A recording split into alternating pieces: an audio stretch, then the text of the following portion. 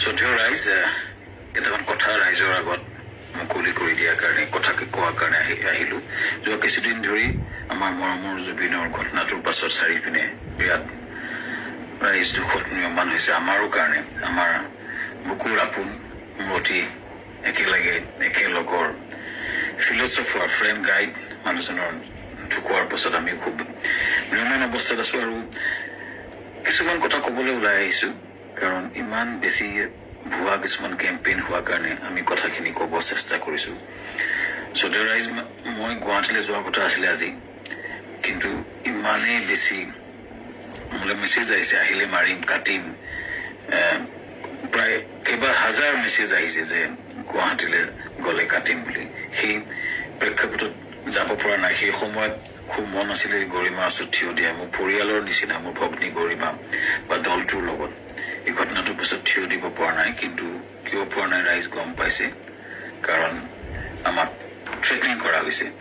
কিন্তু আচলতে জুবিন গাৰ্গক মৃত্যুত আমি দুখী নেকি এই কথাখিনি খুব কিছুদিন ধৰি ছ'চিয়েল মিডিয়াত কিছুমান ব্যক্তিয়ে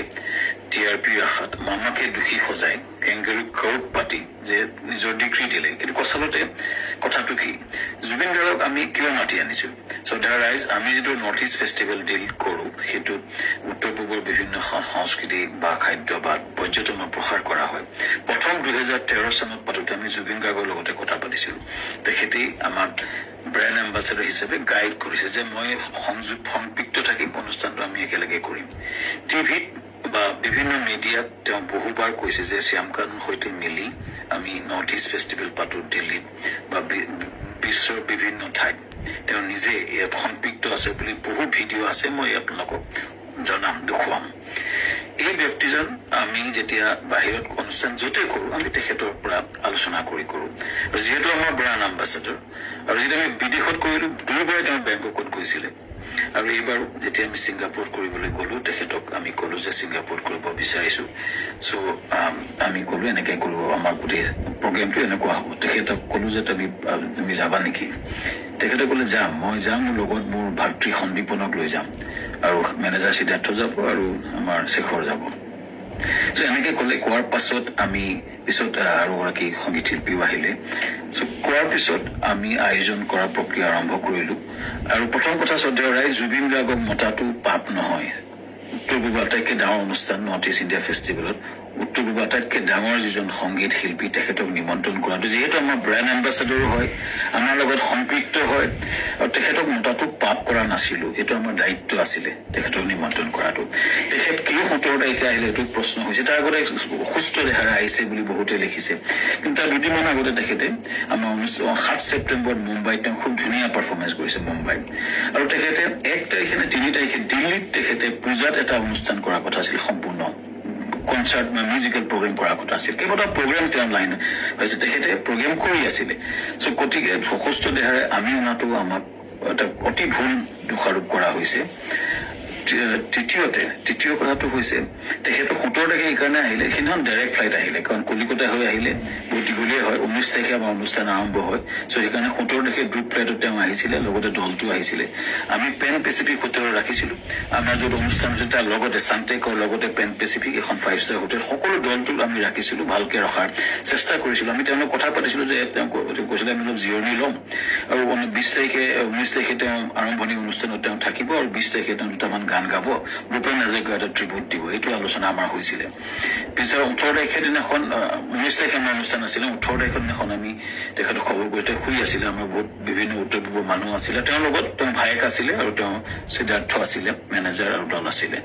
19 তাৰিখৰ দিনা ঘটনাটো ঘটিলে যেতিয়া আমাৰ সেইদিনাখন উত্তৰ পূবৰ বিভিন্ন মন্ত্ৰী বিষয়াৰ লগত আমাৰ এখন মিটিং চলি আছিলে উদ্যমীসকলৰ লগত ছিংগাপুৰৰ মিটিং চলি আছিল যাতে আমি ৰাতিপুৱাই গৈছিলোঁ তেতিয়াই এই জাহাজৰ ঘটনাটোৰ কথা মোক সিদ্ধাৰ্থ শৰ্মাই ফোন কৰিছিলে 3:30 বজাত আমাৰ মিটিং আৰম্ভ হৈছিলে 12:30 বজাত চ' 11:30 মানতে মই চাংগ্ৰিলা হোটেলত গৈছিলোঁ আৰু তাত 3:30 মান বজাত আমি গম পাইছিলোঁ যে এনেকুৱা ঘটনা এটা ঘটিছে সিদ্ধাৰ্থই ফোন কৰিছিলে ক'ত ঘটিছে কেনেকৈ ঘটিছে আমি একো গম পোৱা নাছিলোঁ লগে লগে বহুখিনি তাকে লৈ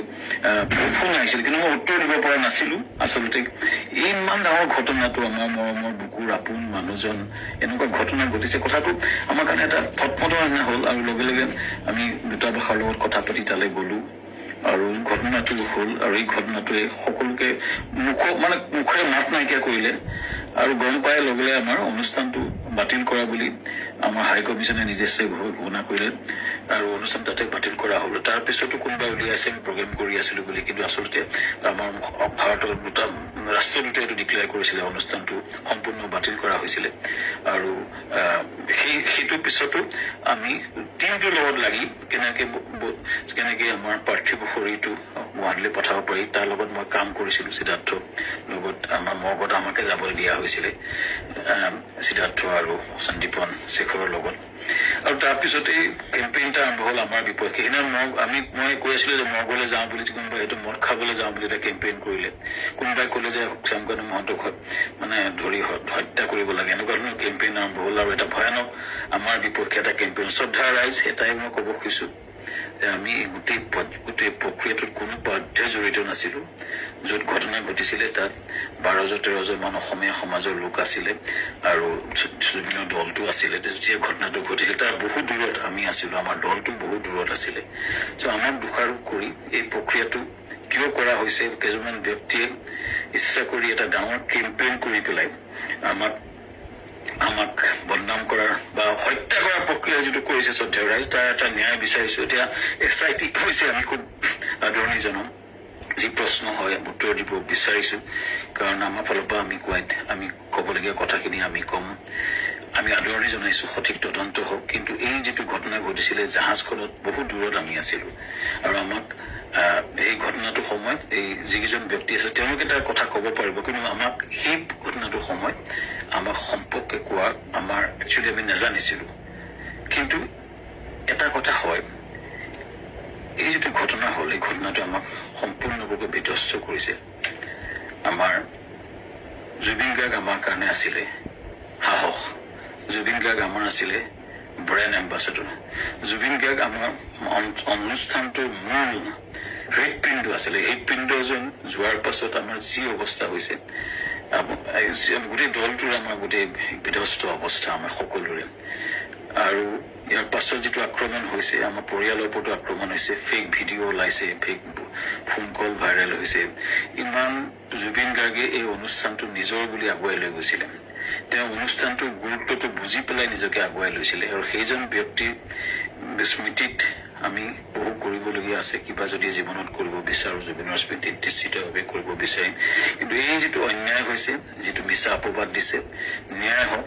চৰকাৰক বিচাৰিছো ন্যায় হওক আৰু আমি ন্যায়ালয়ত যাব লাগিব আমাক দেশত আইন বুলি এটা বস্তু আছে যে মিছা অপবাদত আমাক যিটো কৰা হৈছে বা নিজৰ ঘৰলৈ যাব নোৱাৰা অৱস্থা হৈছে আমি নিশ্চিতভাৱে কিছুমান মানুহ উচতনি দি যিটো কৰিছে আমি ন্যায়ালয়ক নিশ্চিতভাৱে ক'ব লাগিব যে আমাক ন্যায় দিয়ক সুৰক্ষা দিয়ক আৰু ৰাইজৰ পৰা ন্যায় বিচাৰিছো চৰকাৰৰ পৰা ন্যায় বিচাৰিছো আৰু জুবিনো আমাৰ মহান শিল্পী আমাৰ মৰমৰ বুকুৰ আপোন মানুহজনৰ আত্মাই চিৰ শান্তি পাম ৰাইজৰ পৰা আশীৰ্বাদ বিচাৰিছো ন্যায় বিচাৰিছো ধন্যবাদ